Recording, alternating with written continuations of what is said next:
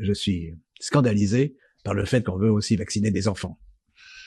Parce que là, on touche vraiment aux générations futures.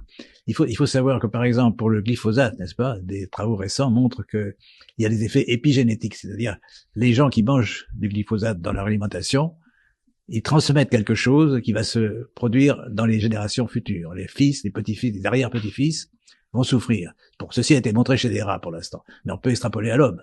Donc, il y a des effets épigénétiques. Il faut penser à ça. C'est-à-dire, il ne faut pas seulement penser à ses propres générations, mais au futur. Et donc là, le messager, l'ARN messager que vous injectez de votre vaccin peut très bien avoir des effets aussi pour les générations futures qu'on ne détecte pas si on les cherche pas. Donc là, c'est la persistance, on va dire, de ces substances qu'on injecte sans vraiment connaître les conséquences à moyen terme et à long terme. Absolument. Là, on nage dans l'inconnu total et pour essayer de proclamer la vaccination obligatoire pour tous, c'est une folie. C'est une folie vaccinatoire contre laquelle je m'élève absolument.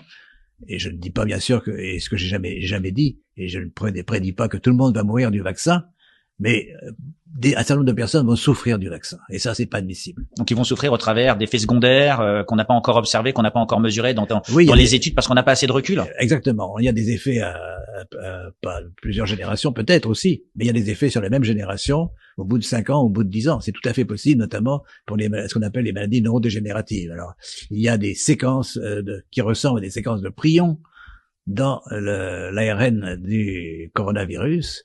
Et ces prions peuvent désordonner plutôt des protéines naturelles du cerveau pour les modifier et en faire des prions.